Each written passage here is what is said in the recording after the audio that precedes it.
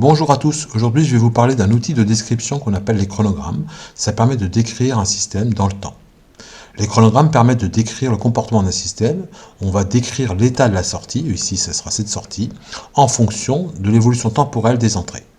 Tout simplement. Alors l'exemple que j'ai pris est simple, c'est un capteur qui va éclairer l'entrée d'une maison. Donc il y a un détecteur de luminosité pour éclairer que s'il fait assez sombre, et puis un détecteur de présence pour voir s'il y a quelqu'un. En fonction de ça, ça va allumer une LED.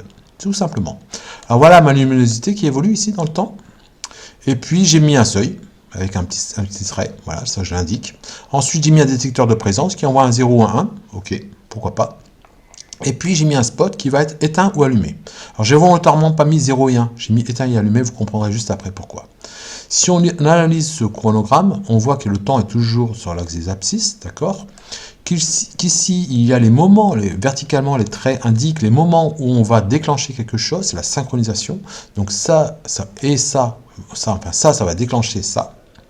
Le tempo va démarrer à partir de ce moment-là, d'accord? Voilà. Et puis on a mis des flèches aussi pour indiquer ce qui déclenche le système. C'est-à-dire qu'il faut qu'il y ait les conditions, si vous préférez. Il faut qu'il fasse sombre et en même temps qu'il y ait ça pour avoir ça, d'accord? Ça, c'est le temps, et ça, c'est les conditions. Voilà, tout simplement. Alors, il y a quelques remarques à vous donner. D'abord, on peut représenter sur un chronogramme des informations analogiques. On le voit ici, d'accord? On peut représenter des informations logiques. Alors, j'ai mis deux états. C'est pas forcément 0 ou 1. Vous voyez, ici, c'est aussi deux états. C'est pas 0 et 1. Et enfin, on peut aussi représenter des valeurs numériques. Ben oui, en terminale, notamment, on regarde des docs techniques.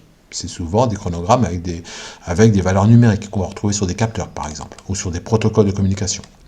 Donc voilà, on va retrouver des valeurs numériques, qui peuvent être en entrée ou en sortie, ça n'a pas d'importance. Ok. Ensuite, ce qui est très important, c'est que l'état de chaque entrée ou de sortie sont définis par rapport au fonctionnement, éteint et allumé. Les signaux qu'on va récupérer, les signaux réels qu'il y aura sur le système, ne sont pas forcément en lien direct.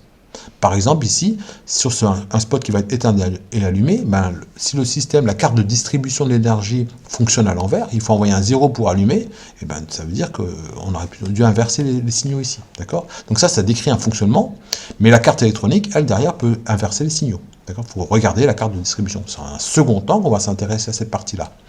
Plus classiquement, quelque chose qui est très courant, par exemple, ici c'est un détecteur, ça va encore, mais si vous en aviez un bouton, les boutons, très classiquement, ils sont souvent en pull-up, ça veut dire qu'ils sont branchés avec une résistance de tirage vers le haut. Donc quand on appuie, on envoie un 0. Et bien ça, c'est typiquement ce qui peut arriver. Donc nous, ce qu'on va mettre, c'est un bouton, et on va mettre actionné et non actionné. D'accord? Comme ça, on voit bien ce qui se passe. Et la carte électronique, en fonction du montage qu'elle a, ok, ça enverra un 0 ou un 1. C'est ça qu'on va détecter réellement. Ok? Voilà la différence. Alors pour faire la construction, c'est super simple. Il faut faire l'inventaire de toutes les entrées-sorties. Vous faites le bilan. Ok, c'est très simple. Combien il y en a? Combien d'entrées? Combien de sorties? Vous les mettez à un certain ordre, c'est-à-dire les entrées vers le haut, les sorties vers le bas. D'accord? Vous le mettez, c'est ce que je viens de mettre, voilà, vers le bas. La chronologie doit être crédible. Alors ça, c'est important. Ça veut dire que vous ne pouvez pas faire un montage où on fait, par exemple, on a plusieurs capteurs et faire une simple table de vérité pour voir tous les cas. Non. Il faut que ce soit à peu près crédible. D'accord? Les situations qui ne peuvent pas arriver, vous ne pouvez pas les mettre. C'est un peu compliqué, quoi. Donc voilà, il faut essayer de rester crédible le plus possible. Qu'est-ce qu'il y a encore à préciser? Pas grand-chose, vous avez à peu près tout. Alors, ce qui est important aussi, c'est les lignes de rappel et les courbes fléchées. Donc voilà. Et puis les informations supplémentaires. C'est pas parce que c'est pas de norme. C'est-à-dire que moi, j'ai rajouté ici des informations, une tempo, j'ai rajouté un seuil, voilà. J'ai mis mes lignes pour indiquer la synchronisation, et je vous l'ai dit, ça pour indiquer les conditions sur lesquelles ça va agir. Voilà, j'ai fini pour ce petit outil qui est très utile et qu'on utilise très souvent, qui s'appelle les chronogrammes.